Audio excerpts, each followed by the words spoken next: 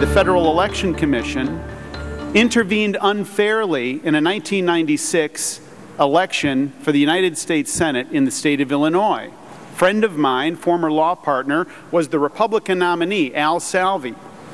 He was falsely accused of breaking federal law. The Federal Election Commission sued him. The case was dismissed. The Federal Election Commission tried to manipulate him into paying an outrageous fine. The Federal Election Commission kept losing and losing and losing. Finally, Al says, "I'd like to speak to the person with authority in this case, because surely if they understood the facts, they would dismiss this case." The person at the other end of the phone in charge of enforcement at the time said, "We will dismiss this case if you pledge to never run for office again." The person at the other end of that phone was Lois Lerner.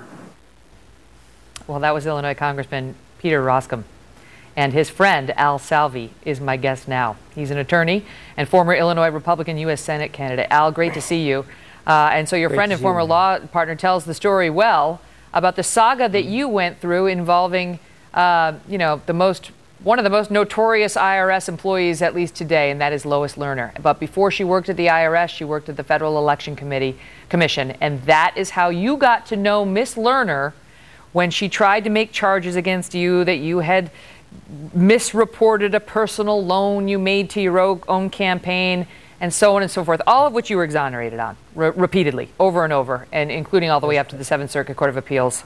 You've been exonerated. So during the time that she was pursuing these charges against you, though, Al, why should we believe that it was anything other than your standard FEC case against a political candidate who they thought had done something funny with his money? I don't have any evidence that she was going after me because I was a conservative candidate. But I believed it, and I saw that almost all of the other defendants at that time, when Lois Lerner was the chief enforcement person there, they were all conservatives. You look at the record, the Christian Coalition, and so many of us, we had conference calls. And the one common thread was that the accusations against us were all ridiculous. Megan, even if I were guilty of what she was accusing me of, and I wasn't, it would have been an accounting error, a minor accounting error. It was disclosed, the terms were disclosed and everything else.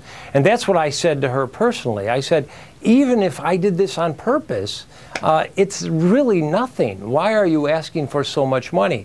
And these were World War I headlines in all of the newspapers in Chicago. Mm-hmm. It was something that they beat over my head day in and day out. When I sat down for interviews, this was the first question that always came up. I couldn't run a campaign. Was it because she had something out against conservatives? I believed so at that time. Many years have passed.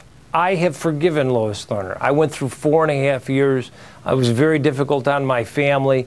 10 years after I forgave her, though, I saw her on television, and the stories that I heard were identical to the story that I went through. And as little as I want to get back on television, and as much as I want to be in my own little private world right now, the fact is I have an obligation to tell my story, because what happened to me when she was the head of the Federal Elections Commission is exactly what has been happening to people, especially the Tea Party, which didn't exist back then, especially the Tea Party. What she is doing to them and has been doing is exactly what she did to me. Because Miss Lerner, we have reason to believe, and those who worked underneath her, had several months, years, of keeping those Tea Party groups very, very busy and very, very preoccupied. That's true. And that's what she did. And I was negotiating back and forth, but in the meantime, the newspapers and the television commercials, millions and millions of dollars of television commercials. I remember hiding my kids from the TV when it came on. Al Salvi is being investigated by the Federal Elections Commission for amounts over $1 million. It made it sound like I was stealing $1 million or something. It was very, very difficult to overcome that.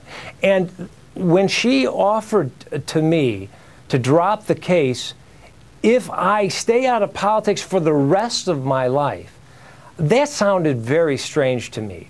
It didn't sound like your usual, well, we'll negotiate, we'll if you pay a small fine and admit that you were wrong or something. No, she asked me to get out of politics for the rest of my life.